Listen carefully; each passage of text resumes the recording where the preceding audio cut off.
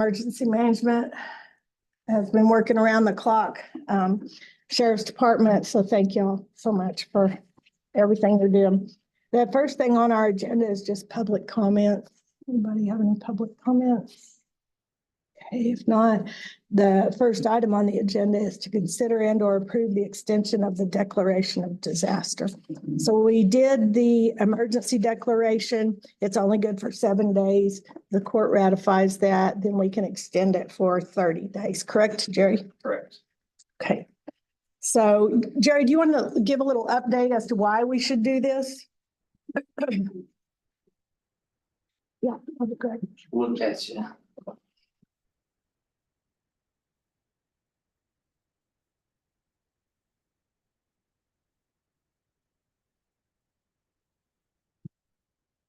Just kind of give you a little update about what's going on in the emergency management aspect of it.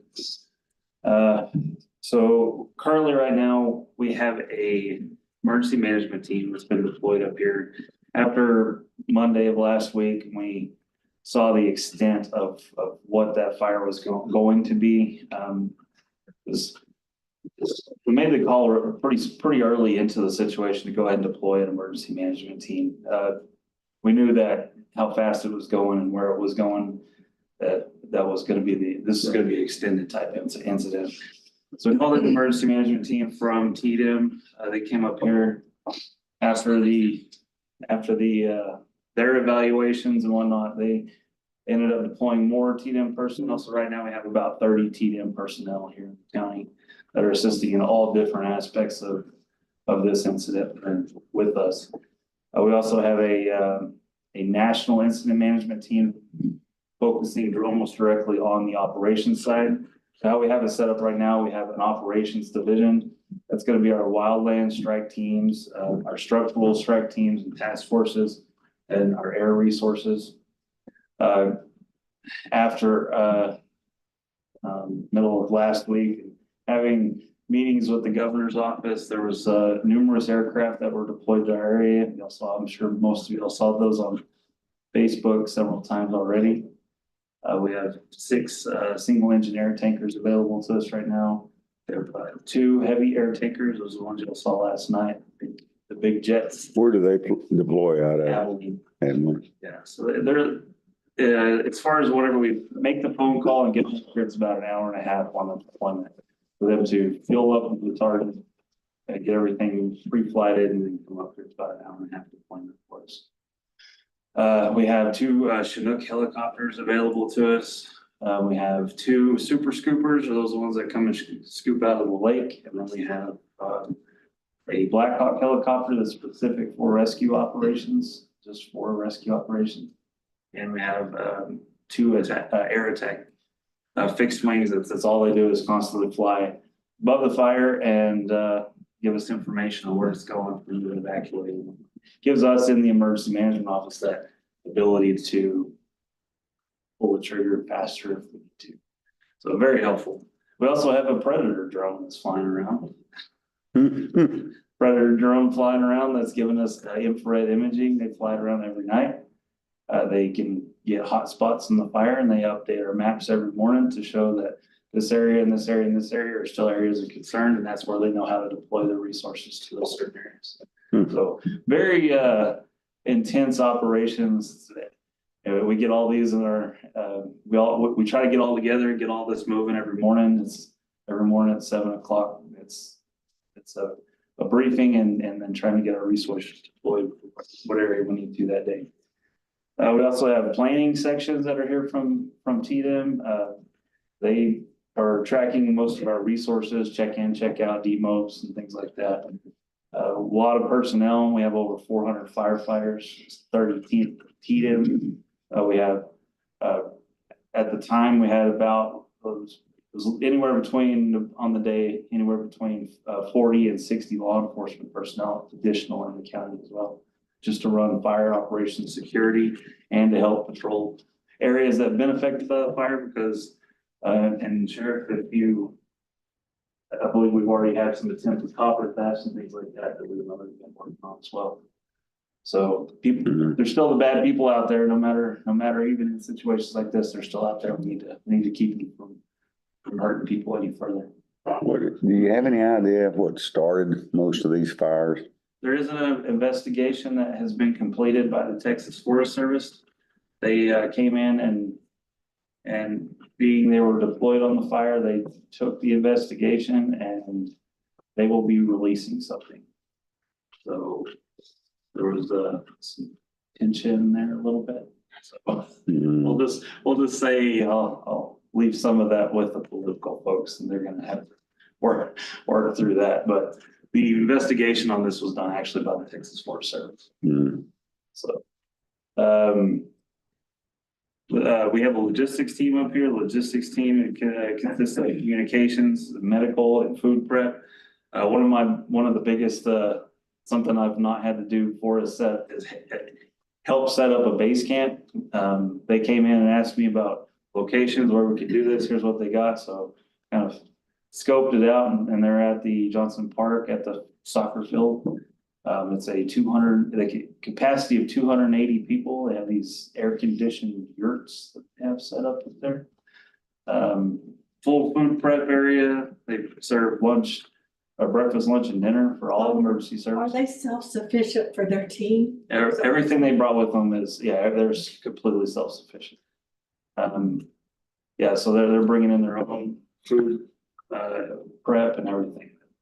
They said any first responder around here that needs a place to sleep or a hot meal, that's where they can go to get it. We have a finance division that's been set up. Finance is already, Amy's been in a couple of those meetings as well as Leisha to discuss some of the things that y'all are gonna discuss here in a little bit. They also do the purchasing and reimbursement portions of this. This is where we get into the documentation. So we're talking about our 214s and 204s and things like that. Documenting as much as we possibly can, because two of these fires have been issued as FMAG fires, and that federal reimbursement will come back to these two fires. So anything that we can document losses or personnel or even if it was just damaged equipment, whatnot, we can add that to a total overall cost. We're gonna send that to FEMA and hopefully get that money back, or at least 75% of that back. And Jerry, what's that threshold we gotta meet? So there's a county threshold, which we've already met, and that one was About 37,000. 37. And then there's a state threshold is like 54 million. So then the state will have to meet a threshold of 54 million. And then after you meet that, that's when it moves over into the FEMA portion where they'll start cutting checks. Does that include the cattle loss? That will, as far as the infrastructure and everything, it'll include. What do they need to do to get that? As far as the cattle lot? Yeah. So that's something that the Ag Extension and AgriLife are gonna have to, and then the Texas Animal Commission, they're also out there doing damage assessment surveys. That's where everything has to start, is that damage assessment survey. So they'll go out there, they'll start counting the dead cattle, count And I think ditch repair. there was a link posted online for the damage assessment. Yeah, we have a damage assessment survey. I know that the Texas Animal Commission, they also have a phone number and a website that you can go to, and they will send people out to also look at that. Hannah's done.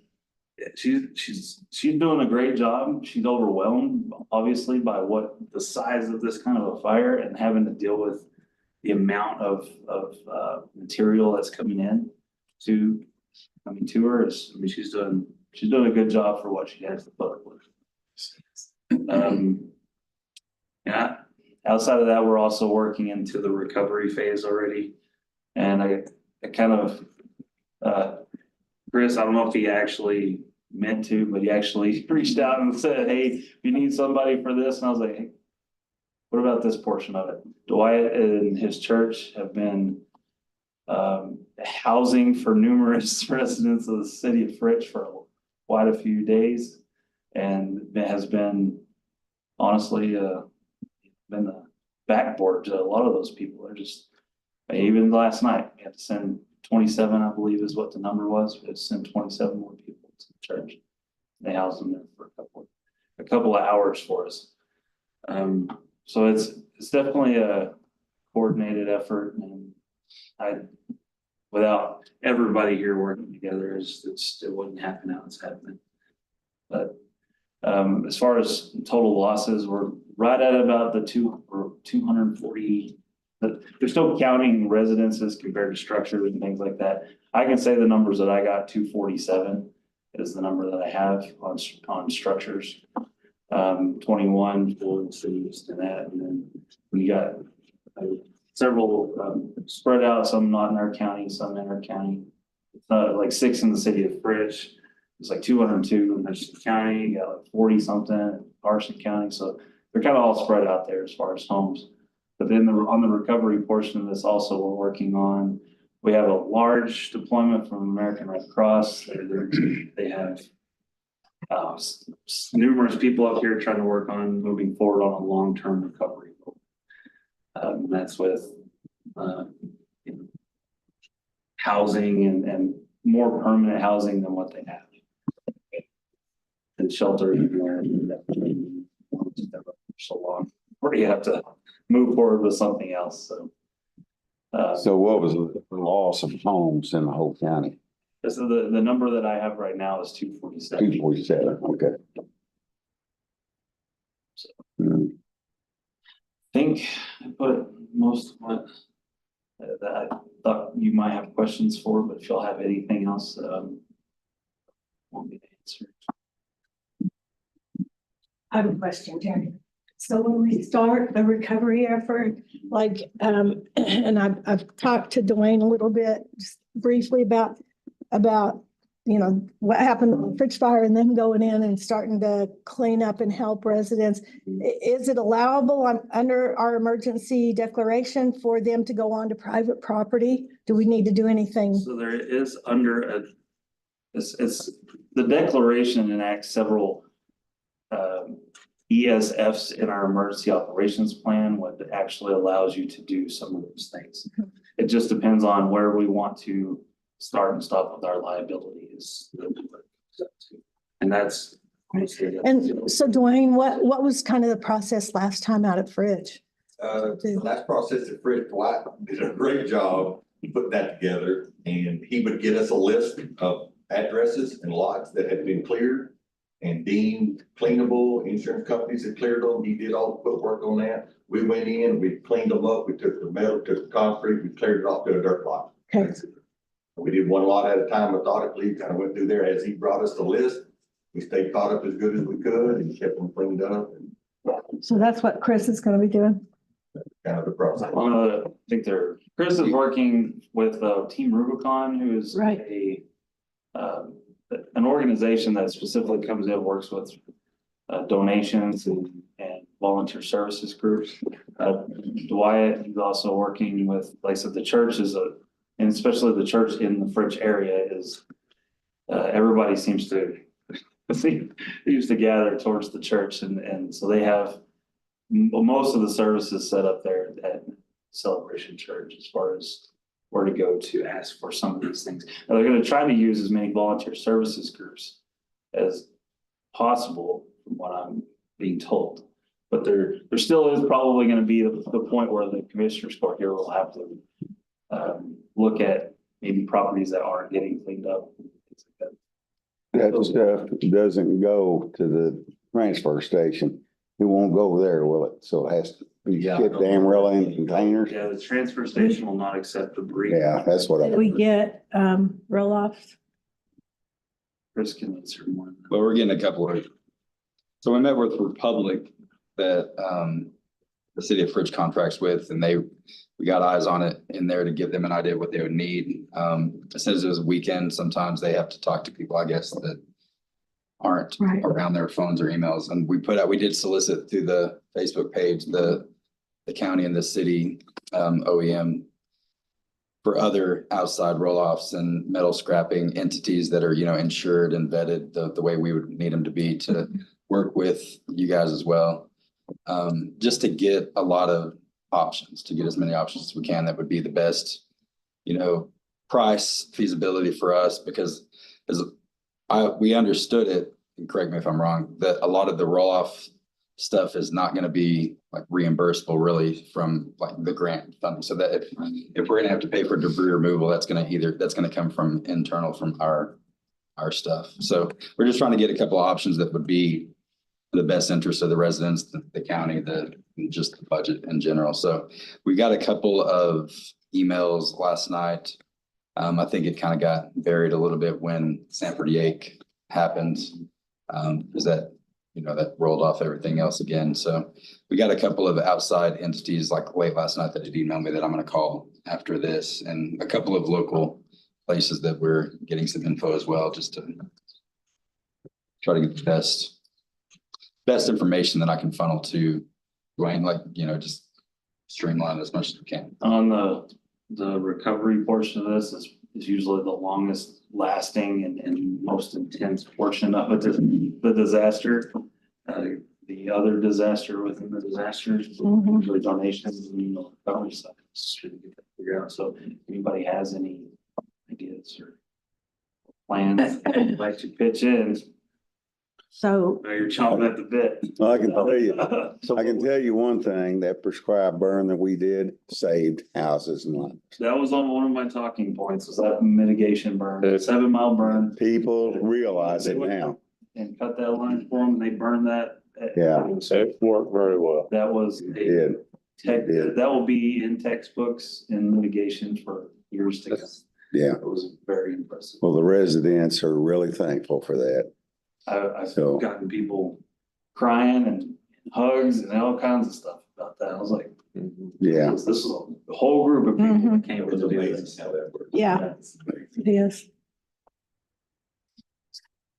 Definitely start looking at. There's no reason not to. Mhm. So do we have anyone over here at Stinnett identified that's gonna work on that? Well, it's kind of, we're still kind of grouping everything together as far as if we get something worked out here, it'll be in Stinnett as well. Okay, It's kind of countywide because of the sheer size of the incident. and that Team Rubicon, when are they gonna be here?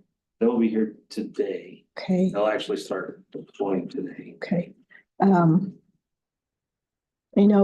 They're taking the donations at the Dome. I think they've got a lot of stuff supposedly coming in today, like 3 semis full. And, we need to be at work, so we don't have a lot of volunteers. I've recruited some. And of course, we don't want 500 people up there trying to help, which would be awesome if we could organize that in shifts. So will Team Rubicon help with some of that? Yeah, that's what they're sending all their people up here to do, is to Good. specifically handle donations management. Okay, good. And That, help yeah, with the volunteer services. perfect. Texar's here too, to do Yeah. the donation, but they had already been up there. They were at the One dome there yesterday. yesterday. Yeah, they were out at the airport too, Yes. when they were putting all the hay out. Yeah. But we need hands, not just people with clipboards writing stuff down, which seemed to be what we had right now. So maybe Rubicon will come. So, They will be, actually, they were here yesterday, kind of get a size up on everything. good, They're actually deploying for their positions. perfect.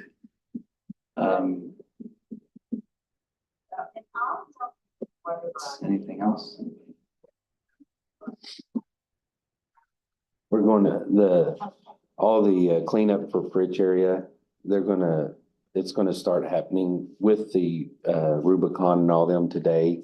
And our church is stepping back and just gonna let them try. And then if it doesn't gel, maybe next week we'll take it over. For Fridge people, just anybody watching, that's all we're saying. Well, and when you have a group of people that come from out of town, they're coming in, these people that are already, in a bad situation. And these out of towners are coming in and saying, hey, no, you need to do it like this sometimes. But They're gonna do these good. people They are have a great professionals plan. in this portion of it, so. They have a great plan, I'm- so we're gonna. So have most of these people that have lost their home already had, like the insurance people have been out or So that was a. ones that have There's been insurance? numerous pushes, and we just did another one last night about making sure you need to have your insurance and your adjusters and all that taken care of. Right, before we start. Cleanup is. Yes. On it, you need to make sure that that has happened and. if That they- kinda needs it's to the- be- It's the uninsured folks that. Right. Is, Right. you know, that's the. I guess we're wanting to move a little quicker with Mhm. that. Yeah. I had one, we talked to you yesterday, they were bringing concrete out to pour a new foundation today. Yeah, we got 8 people already got their properties cleaned. Oh, good. So they weren't insured. You don't know. One thing that is happening, Judge, that I know of out there is the word is kind of out that if you just push all your stuff out to the far ditch of the street, that we're gonna come get it. And that's the worst possible spot for us to try to pick it up. So under that, if they do that, I can issue a STAR request to TxDOT. And TxDOT can actually do the removal even on our county right away. I think we were told to do that. Okay. There was a post. Yeah, we were told by someone from the county to do that, um, or some organization. So stacking it up out next to the street Yeah. and just, Let someone come by and get it. But they didn't say let somebody come get it. Since there's embers and stuff in the fire, they don't want to put it in a dump because Sure. it could reignite, so. right. But all these people we're starting to clean up and they said, just put it in piles at the edge of your property next to a roadway. That's not, go ahead. No, go ahead. I was gonna say, that's not in the right of way though, like leave it on their property. Yeah, well, that's what I'm saying. You said bar ditch, but Right, it was. on the edge of their property is what the post said. But- Right. So people don't really understand what the edge of their property is. They think the end of the road is. The notification was the edge of the property, but if they do get it into the right of way and it's something that I can put a STAR request in for, I can, TxDOT will actually deploy people to come up with just to do that. To get it out of the right of But way. where that's done, who's actually gonna come get it? I mean, who's gonna come pick up this debris? I mean, Like whenever well, that's the thing we're gonna have to figure out on the roll-off situation. We're gonna try to get volunteers. But outside of that, what we can't take care of, that's gonna be a decision here on how we want to fund that. Or how we want to move forward. Yeah, a lot of the insurances, they, in their claims, will handle debris removal as well, like they get money to hire private contractors to come in and they independently deal with that debris removal. And we're coming back to help the people that don't have that ability. It's really to kind of figure out the scope of what we have to do. And whenever you have, like, say, insurance companies, and they're doing their whole thing. Whenever we have the after fact and the picture of what our scope is and what we're gonna need to take care of. I think they said right now we're looking at like, if we were gonna provide roll-offs out into the community, it'd be about 47 or so roll-offs to position around the bridge. And that's just the Sage Mesa and Roy Verde area. It doesn't include cement. Not what did it influence. I think the 47 were just, I think that was from the TDM reports, but I don't know if they ever broke it down into, Yeah, I that's. never saw a breakdown. It was, I Yeah, think it was total. 47 is what we would need to effectively clean up what we have. Is that to take everything, Jerry, or is metal, concrete, tree limbs and debris? That's the 4 things we gotta deal with. Right, so if we contracted a company, and as far as what I understood is like for public, they would do the sorting. There would be, they would just load the dumpster. If we That contract, makes your job way if we easier. did it, and say if we had a location where we had to take it, then yes, we would have to sort the vegetative, the constructive and the metal. Metal. Portions, white trash is what they call it, like refrigerators. That's not worked out great last time. Yeah, that would be on us to do that. And then regardless of the roll-offs where you say to only put metal in here, you're gonna have everything. Exactly. I mean, you're gonna have your neighbor's stuff, so. Yes. That's why we're trying to get the best streamline. I mean, you're not gonna find a perfect solution because some entities want it monitored 24/7 to make sure that it's only the material they're gonna take, and then that would be on us. I mean, so there's a lot of moving cogs to that, I mean, it's never gonna work 100%, but we just want to get the best. Yeah, I put one at golf edition one day to clean out a house the next day, and I went out there the next morning, it was plumb full. Yeah, absolutely. We do have a little concern of the people, and we're trying to stop them as best we can, but so they're cleaning off their properties and they realize they can't take it anywhere because Fritch has put a 2-week hold on taking refuge at their dump for the whole city. And so they're illegal dumping now. We've got a property that is, and what happened is started with one neighbor and now another neighbor is doing it. And so that'll be something we'll have to address. And I told the team yesterday if that's something they want to focus on. I do have to say though, compared to the Mother's Day fire and this one, the county has really been there. And we have really enjoyed it. And we are, even though, thank you, Dwayne, for saying that about Mother's Day fire, but we're kind of excited to say, go talk to Rubicon, go talk to Tatum, go talk to them. And so we're kind of, so I don't want to, that first statement I made is we're going to let them try. I didn't mean that. It's 5 months. So they have to get back to work in 3 weeks and then we'll come in and do what we need to do. But we're hoping to utilize all of these organizations while we got them as best we can. And we met yesterday and we have a plan in Fritch to say, go talk to Rubicon, go talk to Tatum, go talk to them as people come in. So I think it's amazing because we didn't have that during Mother's Day fire.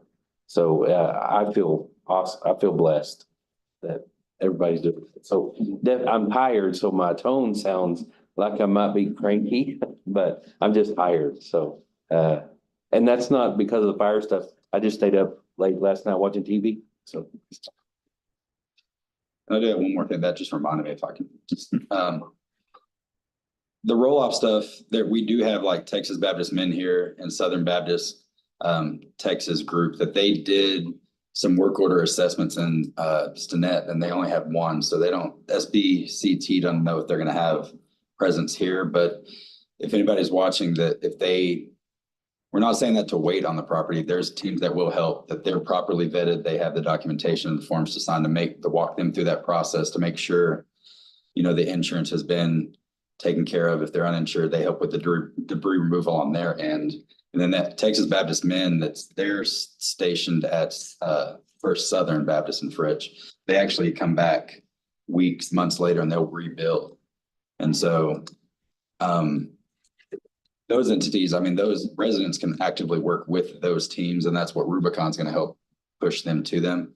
But if they run into Texas Baptist Men and all that, the SBCT, if they come back to this area, they can actively engage with them and get that process going. They don't have to wait for a roll-off from us either. They can work with them as a private nonprofit and get that process going too, which is going to help the church and Rubicon. Where are they taking their refuge? I don't know. Because they were asking me yesterday where to take their refuge. Yeah, they work with not necessarily the debris removal. If I said that, the debris cleanup is what I meant to say. Oh, okay. And they have that whole process ready where if and when we need it. From how I understand it, if it's insured, the Texas Baptist Men, did I say that right? I have too many acronyms. Okay, Texas Baptist Men, they get involved with the debris cleanup. The insurance pays, they can contract with Waste Management, Waste Co, like whatever, and they can remove it there. And then they deal with it there, the debris, and then the buildup or I'm tired too, the home building, that's all internal there, but the debris removal would be contracted through their insurance. If it's not insured, it can fall to us too, but we do have to make sure we do it right. I just don't want these groups here and citizens are like, no, we're waiting on the county to do something because they can get everything ready except some of the debris removal. And that's what we got to come in. That's kind of the big thing that we're kind of spinning our wheels because there's a lot of entities that are wanting to scrap metal, which is fine too, but we just want to kind of streamline it as much. Like you said, there's people that have got in there and they're scrapping metal, but they're actually stealing copper. That Mhm. first night, they arrested a couple people.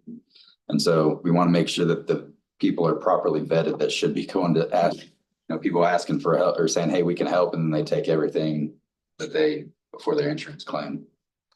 So Jerry, what kind of security do we still have out there for?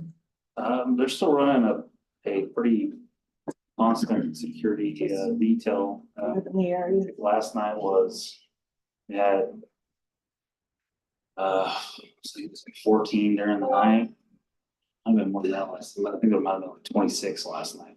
And it's like about 14 or so during the day. But throughout the next week, obviously people are gonna have to get back to their community. And so it's starting to reduce the numbers slowly throughout the week. And then I think by Friday,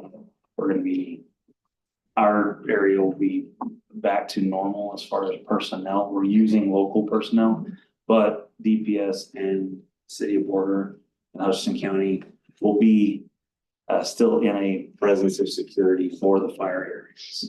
I have dedicated people. Excuse me. How does the IC go? Who's the incident commander? If it's over in Fritz, is it the Fritz Fire Chief? Yeah, so as far as initial response or IAs, right now we've transitioned to the IMT team, or the blue team is responsible for the Smokehouse Creek fire and Windy Deuce fire, in the 687 range. The blue team, tell them who that is. So the blue team is the national incident management team. They have regions all over the United States, and that's who came in to manage that fire and the fire operations of that fire. So we, as local emergency management, work directly with them to respond to, or not work directly with them. We work on our initial response from the other fires, like say the Sanford fire last night, the Roughneck fire, is what it was named. Why did they change the name of it? I was confused about that. Because all of our emergency people were calling it the Sanford Yake, and all the news stations were calling it the Roughneck. So one thing with TFS is they don't like naming fires after roads, because roads get Yeah, used numerous times in different ways. So Right. They use use a different name. yeah, they use like smokehouse fire, Mhm. like that. It's not a road. Okay. So like that fire there, we did a initial response to that. That fire, it was held locally, but what's kind of interesting now is when we're in a disaster declaration, we have all these people up here, they kind of give me the red phone, so whenever something happens and I need additional resources outside of what we have, it's kind of a direct line now. So it was, I need 2 air tankers and 2 Chinooks. They were here really quick. I need this, I need that. I have a whole group of people that's just sitting there saying, or deploying whatever we need to help with an incident. But that incident is held locally until if it became big enough or came complex with a different fire, then that blue team would take it over. But anything outside of the Smokehouse Creek fire and the Windy Deuce is still local. It's I know there's a lot of entities from all over. It's really nice, isn't it? all over the state of Texas. We even have some California folks here. We have people all over the country here, right here fighting fire or helping with this incident management portion of it. They're everywhere. There has been a good response. Mhm. Well, so one good thing about like the TIFMAS, the Texas Interstate Fire Mutual Aid System, is TIFMAS responses where they gather, a engine from all different communities, but communities that aren't being affected by wildfire in a certain region. So they'll take all the engines from, say, East Texas that right now they're doing pretty well on their fire season. They'll put them up into task forces. When we call for them, they'll send them here. When they start going into fire season, we have TIFMAS organizations. We'll start gathering up. If they have something, we send them there. It's a trade-off. It's an in-kind kind of thing. Oh, they get paid pretty well. We've seen them from everywhere. These other small fires that pop up, Jerry, like the one last night, it's still gonna be covered under the the whole FEMA reimbursement process, or is it just those two fires? As far as the FMAG is on 2 fires. It's specific to 2 fires. Any IA after that, that's what, since you mentioned that, I told you, take a picture of the tire. But I don't know. I'll have to ask about that. I wonder at what point they would include that in there. Of course, it's got completely unrelated. They're very picky about if it's FMAG fire, then that's where they document everything to those fires. Those are the ones that will be reimbursed for the time and the expenses, damage, things like that. Have to keep a lot of people, So- a lot of track of those things. We're extending it 30 days to not just to cover extra fires like that one last night, but Yeah, this is, well, the declaration will include any other fires that happen within the county as far as the activation of the emergency operations plan, which does give us those abilities to like bring up Evacuate. portion if we wanted to move that direction, or if we have like the fire last night in Sanford, we had to issue another evacuation for that. The declaration is what gives us those abilities to technically make an evacuation notice. We can go door to door and knock on a door and say, hey, you got a fire in your backyard or back here, you got fire approaching.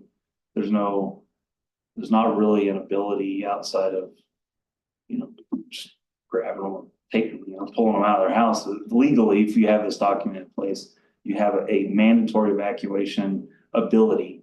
And a lot of times, and I'll say the fire was a very good example of it. You didn't have time to argue with people in the front yard. I mean, I had literally fire burning through people. They just log everything and they put refusal, right? Yes. Just log it that they've been there. The protocol is, Yeah. we ask them a couple of times, hey, you need to go. Are you willing to leave? We'll help you, whatever. If they don't go, then we document who they are, where their address is, and we'll come back later and see if you're still there. It's just obviously what I'm hearing is people that did stay wish they hadn't. Well, I think that could always be the case, especially. with That it. fire was moving so fast. It was scary. Mhm. it was, I'll say for every one of us that were out there and kicking doors in and trying to get people out, I'll even say the word, it looked like the apocalypse. It was more bad. And that we all made it out of it, at least on this bridge fire was, I still don't mind that.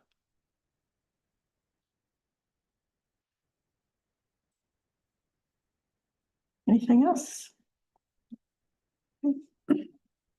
Guys got any questions for Jerry? Thanks for working hard. For everyone. Yeah, appreciate all you guys. Thank you. work. Thank you. Yeah, it's been a lot of long days.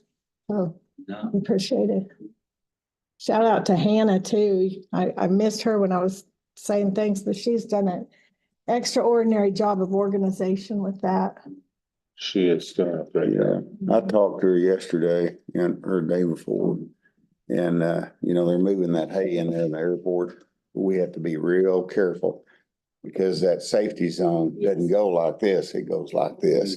Yeah, we had a- Hay catches us. We had a conversation about that, and I think Baltazar has given her some parameters, put some cones out there. Yeah, So yeah. hopefully I we're just reminded her. within our parameters, yeah. Just don't move them back further, Mhm.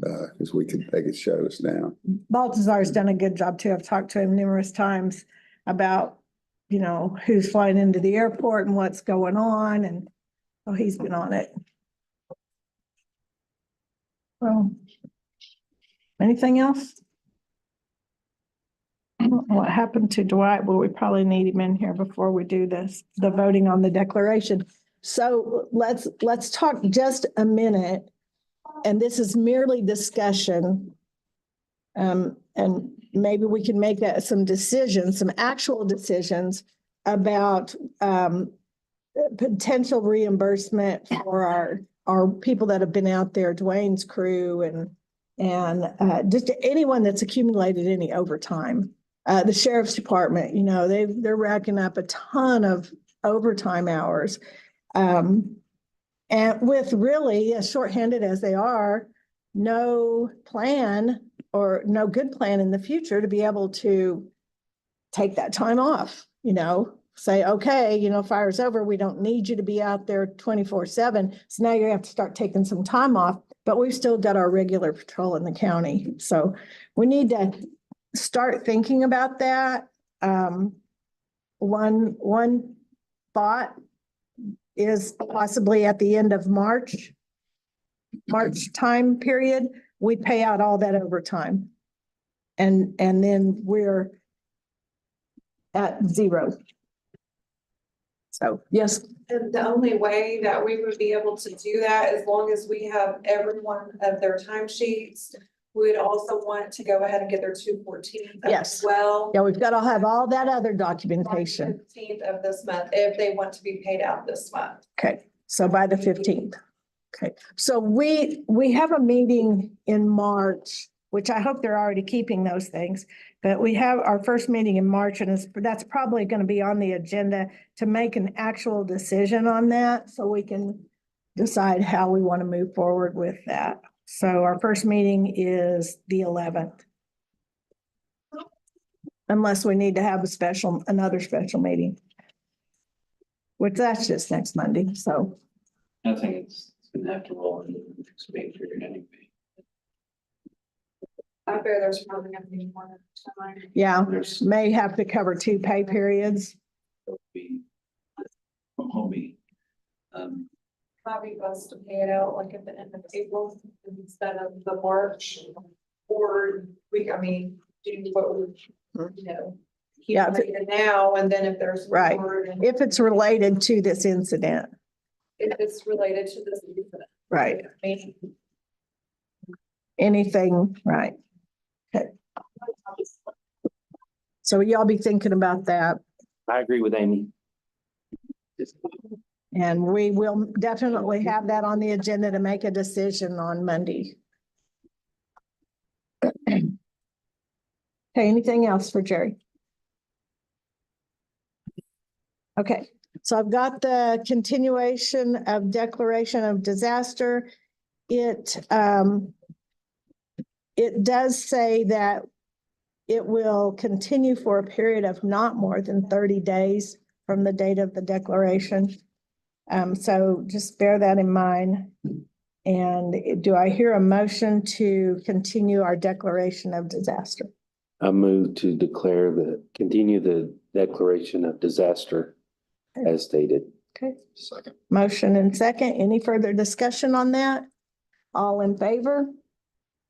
Okay, great. I'm going to pass this around and get everyone's signature on it. Can I go just inside? Anybody have anything else? Talk about? Okay. No? All right, do I hear a motion to adjourn? I'll make a motion to adjourn. Okay, motion and second. All in favor? All right, thank you. Meeting adjourned.